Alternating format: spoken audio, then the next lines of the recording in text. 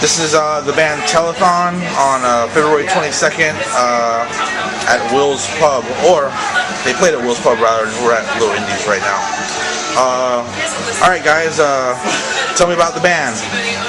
Let's see, kind of a long story, but I'll try to keep it brief. I started alone at home, kind of living in a ghetto in my father's, rest his soul's, foreclosed property. I was writing songs, recording them with basically every headphone set has a microphone on the left speaker, on the left headphone unit.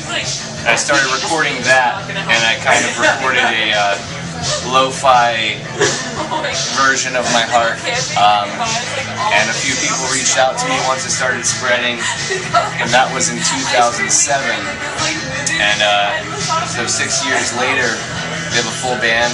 We've been on tour a few times, a few vinyl records, a brand new crew, and some of my greatest friends. What started as kind of a ghost pop record, a haunt pop record, I think has become something a little bit more garagey, a little nod to the Kinks perhaps, with some modern synth work. Yeah. You know, kind of like you said earlier, I think you kind of nailed it, the sexy sci-fi throwback, maybe. So that's kind of what Telethon has become, how it started. It's been a long process, but Okay. It's been a long process. Yeah, I definitely felt the space sex feeling in your music, and lots of keyboard. And do you guys have any, I guess, influence with bands like or groups like the Mood Cookbook, or? Absolutely. I'm a huge fan of Moog Sounds. That squishy synthesizer sound, you know? You know, the things that really ring straight through your skull. Switched on Bach is a huge inspiration to me. Walter, Wendy Carlos, Switched on Bach. The music that speaks directly to my soul, pretty much. Tomita is a big artist. One of those influential artists for me. So yes, we're definitely tied to the synth experimental movement, and I really find that that's my favorite form of expression as well, my favorite thing to listen to. Alright, and who are the members of the band? Alright. What are your names? My name is Matt Cam officially. When we released the record, the Haunt Pop record in 2007, I went by Telethon Veginal Cheeseburger. I was a vegetarian at the time, and I was insane. So some people know me as Telly, some know me as Matt. This is Tim Murray. Tim, what is your cheeseburger name? Slim Furry. What is it? Slim Furry. Slim Furry. We all have names related to the cheeseburger family. This is Jarvis. Jarvis, aka Jarvitron. Jarvitron. Or Jarbles. Sometimes we call him Jarbles. Steven. There are a few that aren't here with us today. God rest his soul. Justin Looper, our keyboardist, who played tonight and then died as soon as he left. His code name is, he'll be resurrected tomorrow, but his code name is Earthbang. I'm a little stuffed up here, but Earthbang. And then we have Alex Goldman, which is Goldmanis. It's like Goldmanis, but Goldmanis. Also squishy. Also very squishy, like our sound. It's like drippy, and like you're stepping in mud that you want to step in. Squishy sci-fi. Squishy sci-fi is a good thing. Sexy, squishy sci-fi. I guess that's what Telethon is. Sexy, squishy sci-fi. That's actually pretty perfect. It's a new genre. I don't know if you mentioned. I don't know if I heard you mention it. How long have you guys been together now? This lineup actually is very recent. Alex Goldman, or Gold Mayonnaise, he just joined us on drums, but technically I'd say he's been in the band for a long time. He recorded a few of my first 7 inches, where I played almost everything. You know, he's tracking me on drums, he's tracking me on synths, and I've got other things that I've done from home, and he helps me pull it all together. That was 3 years ago. He released some of my first vinyls, which was a very big deal for me. Prince is a big motivation for me as well, and Prince's first few records, it was all him, and one of my goals was to be able to know how to do everything in the studio, be able to play every instrument. But he just joined us maybe a month or two ago. He just joined us maybe a month or two ago. Okay. And, but otherwise, this lineup has really been changing through various tours, different people's situations, you know. But Earthbang, Justin, has been with me probably the longest. He probably helped me start the group, really. And Tim has always been telling me, hey man, your bassist sucks. I want to work with you. You know I love you. I never said that, Zach. No, you didn't say that, but you've always told me you love what we're doing. Yeah. You want to be a part of it, and you're a great friend to me. And really, the core of it is great friends and good timing, you know? Okay. Would you guys say you have any geek influences, like in your music? Yeah, man. Philip K. Dick. Awesome. Philip K. Dick, the greatest author in the history of the world. Taco. Taco. I remember Taco. Can't forget him, man. That's right. I remember Taco. I mean, if you can hear my voice right now, it's all nasally. Pretty much ultimate geek right now. Geek culture has been something that I've always just prescribed to, you know, it's just who I am. I'm awkward, you know, it's like, it just really depends. I always grew up with comics, I was drawing, even recording. You can geek out on anything, you know what I mean?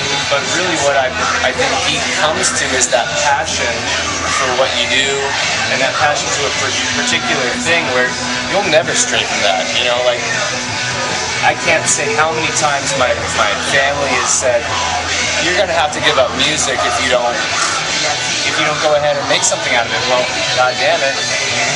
It's been, let's see, what time is it? I've been making music since I was 11 years old. I've been recording music since I was 15 years old. I've been playing at Will's Pub when he was over there since I was 16. They would kick us out after we played because we were Original underage. location? Yeah, I remember that place. The old location there. I really think you can geek over anything. When you start getting into the logistics of it, when you want to know every single thing about it, you know, that to me is a geek. Somebody whose life depends on it. Like, family used to tell me, you're going to have to give it up. And I was like, I'd rather fucking die. Can I say that? Sure. I'd rather die. And, you know, through thick and thin, through showing my stubborn nature and never being satisfied, you know, you do see the benefits from that, you know. So yeah, always a geek. Born a geek, die a geek. I hear ya. And so, what do you guys do when you aren't playing? Do you guys do anything when I run a meth lab. you run a meth lab? Okay, cool. It's going really well. Yeah? He's got a lot of business, a lot of young kids. blowing up. It's blowing up. Thank Literally. you. Literally. Yeah, he just got busted last week, but we got a really good lawyer on it, so I think he'll be fine. It's gonna be cool. The lawyer's a good friend of mine from way back in the day, so he can pull some strings and make it work. Yeah. Every time. Well, I'm itching my face so much. Oh, there you go. This guy's actually quite a I don't want to say an activist. I don't think you're an activist at all. I think you're a realist. You love humans. You love freedom. You fucking love America. That's what it is. I love humans. That's what I do. You do. I love humans. Tell me about your activism. It's not activism. It's not activism? Okay. So, Power of the people. power of the people. I'm a community organizer in my opinion. Okay. Shit's fucked up. We live in a terrible state. Yeah. Basically. So I tell people that they live in a terrible state. Do you And offer they have the solutions? power to do something about it. Yes, the solution is inside yourself. If only we could put it inside of other people. Just put it right up You could put it inside into of it. It's like basting a If turkey. we could put it into Or like words. grinding a turkey, you just shove a solution in there. You got us. I grind human beings for work. That's what I do. I grind human beings with the solution. Salute your crew. All right. How about you? Pro skater, Pro skater? skateboarder, yeah. Shred the roads, the streets of Orlando. Gleam the cube? Gleam the cube? Yes. What is that? Yeah. Gleam the cube. Greatest. What does that mean? It was the greatest skateboard movie ever. Dreaming? Gleaming. Gleaming the cube. Starred Christian Slater as a skateboarder in California. He had a adopted Korean brother who was murdered, and he goes and he gets his little skate buddies and they solve the mystery. Spoiler alert. Oh, hey, it doesn't. I mean, you can give me the setup without spoiling the intense action. That's Please spoil alert that, please. Spoil alert that. 1980s movie. Have you seen Pump Up the Volume with Christian Slater? Yeah, that he did that about 10 years later, I guess. Yeah. Really? Wow. Yeah, that was the pirate radio station, right? Yeah. That's always been an inspiration to me. Those Yeah. sorts of things where people are like, we're taking control of the airwaves. You know, let's see. Empire Records. Oh, that's a great movie. Oh, great. Yep. Just that kind of. Actually, have you seen the movie Pirate Radio? No, I You seen haven't. that where they're out on the ship? Yeah. Nice. They're on a ship doing radio They're on a station. ship off Perfect setup. of England or something like that. Like they're on international waters, so like no government can do anything. Yeah. Yeah. Like Kobayashi. Anybody know what that's from? Sounds familiar. Step Brothers. Step Brothers. Dude, International I waters. actually love that movie. Yeah. What was that? Worldwide? What was it? Yeah, Prestige. Worldwide, and he crashed his boat. Yeah, so great. What does he say? Every time I come, I produce a quart. Every time I come, I produce a I quart. produce a quart. Yeah. Yeah, I like Will Ferrell. Absolutely. Always. Cool. So, you said you have some CDs out or some music out. Yeah, we do, and most of those can be found digitally. Right now, we've sold out of the 7-inch vinyls with really no plan to repress them. We're writing a lot of new material. Currently, I run a rehearsal space for local bands for the community, as well as I work at a recording studio. What's your rehearsal space called? The rehearsal space, which is more or less kind of a warehouse space. It's called the Space. Well, Space. it's actually very close. It's called Fake Cosmos Sound, and I'm all stuffed up, so it sounds weird. But Fake Cosmos is really the thing for it. But what was the question again? I forgot. What was the name of your rehearsal space? Oh, before that, there was a Alex, lead into it. The question before that? I can't remember that far back. See, exactly. Yeah. That's pretty much it. I don't remember. Anybody know? Oh yeah. Viewers at home, do you remember the question? I remember you the can go question. back. The question was, I was asking you about your releases. What you released? Oh yes. Right now, actually, we've kind of been in hiding for a little while. We have a really great space that we operate. So we really have the freedom to explore ourselves and each other. It's like I'm 13 again, you know? And we're really taking the opportunity to write together and really just not trying to pigeonhole ourselves down to too many shows or releases. There is a plan, and we've got a big build up to it. But right now, what we're focusing on is making the best record we can, and really all writing together. You know, it used to be I would come to the guys, here's the song, or I'd record the song by myself and say, all right, learn it.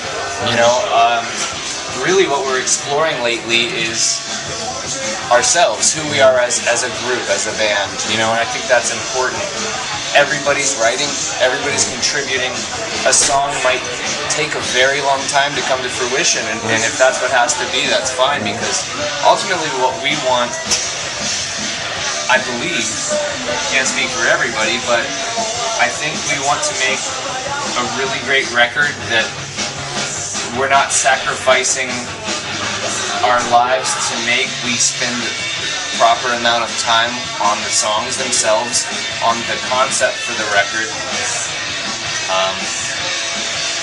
Really just dive into writing right now. We're kind of hermits, like I said, on stage. You know, it's been a while since we've been on stage. I think November or December, and it's February now, and we used to perform once a month at least. You know, some out of town gigs, this and that, but I think all of us really just are enjoying the time to prepare, to gain material, to gain a knowledge of ourselves and each other in the process, and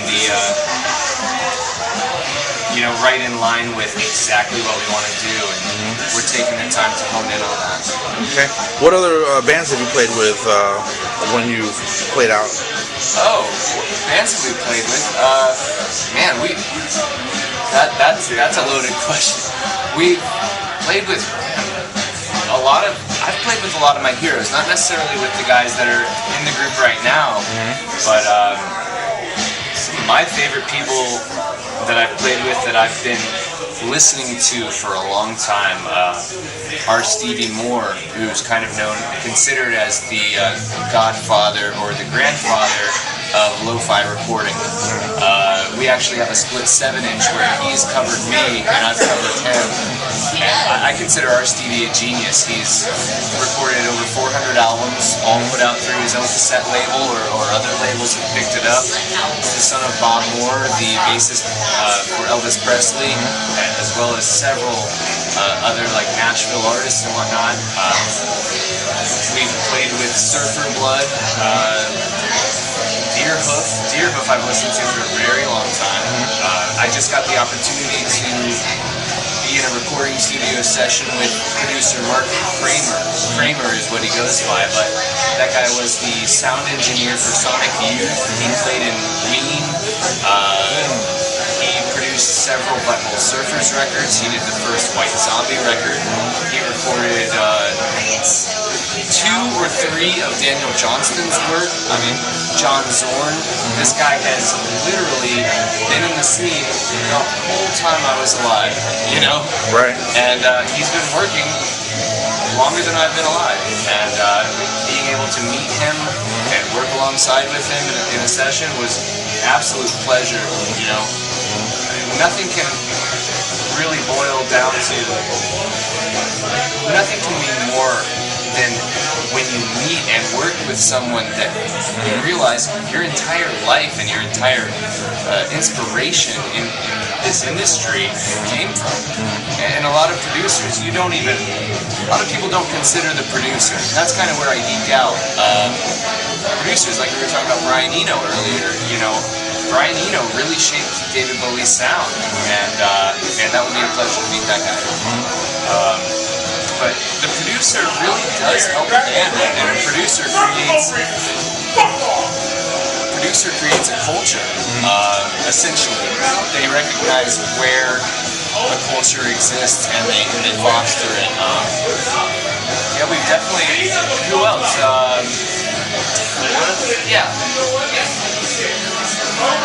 There's a list. It's almost well, yeah. Rooms Full of Strangers. Love those guys. Absolutely love those guys. Okay. If you guys could each name one band that you'd like to tour with, there's 3 of you. So if you guys tour with one band, What do you got, Tim? My Bloody Valentine. My Bloody Valentine. MGMT. Oh, that would be nice. Shoot. One band I would like to tour with. This is how long are we talking? How long's the tour? I mean, I want to say the Kings. Yeah. Just do it. I just want to go there. Abraham Lincoln. I'd love to tour with Abraham Lincoln. You know, he's elected again. He's running again, And he's killing zombies now. yeah, he's killing zombies, vampires. He does it all. That's right, zombies and vampires. That's right. Man, realistically, who's somebody that... you know what? Unknown Mortal Orchestra. Do you know them? Never heard of him, but it sounds great. Great album. This is the They're band both you great were albums. showing me? Yeah. I would love to meet that guy. Really great, modern, yet classic feel to it. Straight on down to the way they recorded the album, and you know, straight on down to everything. They've thought about everything. It's well planned, and every song is really. It's a strange pop hit, you know. Think about like the Kings Village Green Preservation Society, that sort of album, or like the Beatles' Revolver. The recordings that Unknown Mortal Orchestra did on their first albums, they're so simple yet they're so complex, and I really respect this guy's vision. That would be awesome to me. Awesome. All right, well, we've come to the end of the interview. So if you guys got any last words, you can throw them in now. Practice safe eating. Use condiments. Yeah. Stay true to your soul. Do what you do. Feel it. Half off meth on Fridays. Half off meth Fridays. Thank you. Hell yeah. Best deal in town. Best deal in town. This guy's doing it all. Community organizer. You know how he gets them on board? Man. Yep. If you're anywhere in Ohio, You can't smoke in here, bro. You can't smoke in here. You can't smoke in here. Fuck it.